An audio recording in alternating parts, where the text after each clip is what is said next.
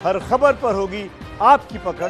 Download कीजिए ABP live app. और अब आपको जो तस्वीर दिखाने जा रहे हैं हम, उसे आप गौर से देखिएगा। ये वो तस्वीर है जो बताती है कि आम लोगों की बात तो छोड़ दीजिए आप, जिन पर अपराध की घटनाएं रोकने की जिम्मेदारी है वो कितने संवेदनशील। जरा देखिए, तस्वीर देखिए आप। ये बक्सर में गैंगरेप की घटना के बाद डीएसपी हैं के सिंह पीड़िता का बयान लेने अस्पताल पहुंचे थे। अच्छा, पीड़िता जो है वो करहा रही है, वो करहा कर अपनी आपबीती डीएसपी साहब को बता रही है।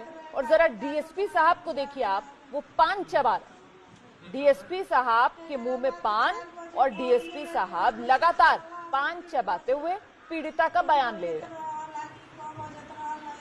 घर से आवत पैसा जमा करे खातिर हमर मोबाइल छीन लेलस, पैसा छीन लेलस। काय बजे देना मैं किधर केहू ना रहे। एकर बाद हमरा कुछ ना बुझाई, बाकी लेके चल गोला सब गाड़ी से कोई काय बजे अरे 11 बजे निकल सर, पता 11 बजे निकल ना है तो धैला बड़ा लोग जाते रहा। करहती पीड़िता पान चबाते डीएसपी बाबू। बक्सर से हमारे साथ पंकज झा मौजूद है, पटना से प्रकाश कुमार मेरे सहयोगी मेरे साथ मौजूद है। पहले तो मुझे लगता है प्रकाश को बताना चाहिए कि ये करहा रही थी पीड़िता और पान चबाने में बिजी थे डीएसपी साहब। ऐसे संवेदनहीन पुलिस वालों पर कम से कम कार्रवाई करके सरकार संदेश क्यों नहीं देती है? कब एक्शन होगा इन डीएसपी पर? देखिए रोमाना, ये देखिए कि चुनाव का समय है तो एक तरफ राजनीति फुल टूस चल रही है, तो दूसरी तरफ आप ये देखें कि पुलिस वाले जो हैं वो इतने असंवेदनशील हैं कि उन पर अभी तक डीजीपी का बयान तक नहीं आया है, एडीजी हेडक्वार्टर का भी बयान नहीं आया है, जो प्रवक्ता हैं। तो एक तरफ चुनाव में व्यस्त है सरकार और दूसरी तरफ पुलिस वाले जो हैं वो संवेदनहीन हो गए हैं और इस तरह से वो व्यवहार कर रहे हैं, ऐसा लग रहा है जैसे उनके ऊपर कोई अंकुश ही नहीं है। तो जाहिर है कि ये सवाल होता है कि बिहार में ये हो क्या रहा है। सिर्फ बक्सर की घटना नहीं, इसके पहले फरुआ में भी ये घटना हुई थी रोमाना। उस घटना में एक नाबालिग लड़की के साथ बलात्कार होता है और पुलिस वाले एफआईआर तक दर्ज नहीं करते हैं, उन्हें चक्कर लगाना पड़ता है, 2 दिन बाद एफआईआर दर्ज होता है। ये हो रहा है बिहार में रोमाना। किससे कहें लोग, क्या कहें लोग? यही तो बड़ा सवाल आरोप प्रत्यारोप का दौर चल रहा है। यहाँ पर कोई पुलिस वाला इस पर जवाब देने को तैयार नहीं है। ये जातीय समीकरण का गरूर है कि हमारा जातीय समीकरण सेट है, चुनाव में इससे ज्यादा हमको कुछ नहीं चाहिए। हम कुछ भी एटीट्यूड अपनाएं, कुछ भी रवैया दिखाएं जनता के मुद्दे को लेकर, क्योंकि हमने अपना जातीय समीकरण बिठा लिया है, चुनाव में अब हमें तो कोई मात नहीं दे सकता है। ये इसी का गुरूर है क्या?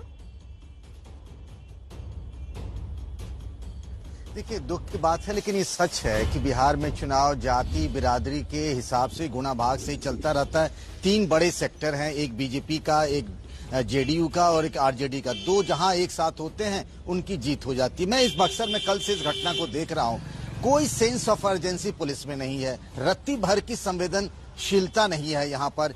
उल्टे ही अगर आप डीएसपी से लेकर एसपी नीरज कुमार तक की बात करें, इस पूरे मामले में कहीं न कहीं जो विक्टिम है, पीड़िता है, उसके कैरेक्टर को ही असैसिनेशन करने की, उसके चरित्र पर ही सवाल बनाने की कोशिश की जा रही है। कहा जा रहा है आपसी विवाद का मामला है, 2 आरोपी हैं, 5 अज्ञात आरोपी हैं इस पूरे मामले में, सिर्फ एक की गिरफ्तारी हुई है। 24 घंटे से ज्यादा का वक्त हो चुका है। आप जान सकती हैं कि पुलिस कितनी तत्पर है इस मामले को लेकर के। मोबाइल के कॉल डिटेल या कहां गई थी, जिसे पीड़िता ने कहा था उसे गाड़ी में कई घंटों तक बंधक बना के उसके साथ रेप किया गया, अभी तक इन सारी चीजों का ब्यौरा तक भी नहीं है पुलिस के पास, जो शुरुआती छानबीन में होनी चाहिए। रोमाना, कितना दुखद ये पूरा मामला।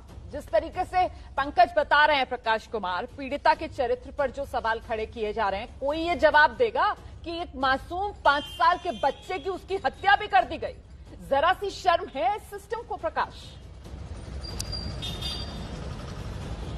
रोमाना, मैं यही तो सवाल खड़ा कर रहा हूं कि सरकार चुनाव में व्यस्त है और पुलिस मस्त है।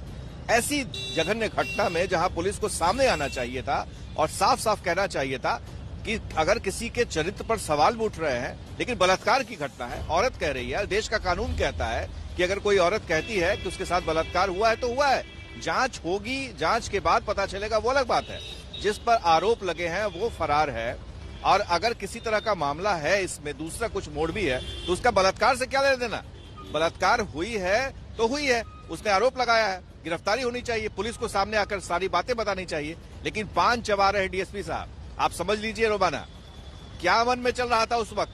क्या वो पहले से ही आश्वस्त थे कि पीड़िता झूठ बोल रही है, पीड़िता ने कुछ गलत काम नहीं किया है?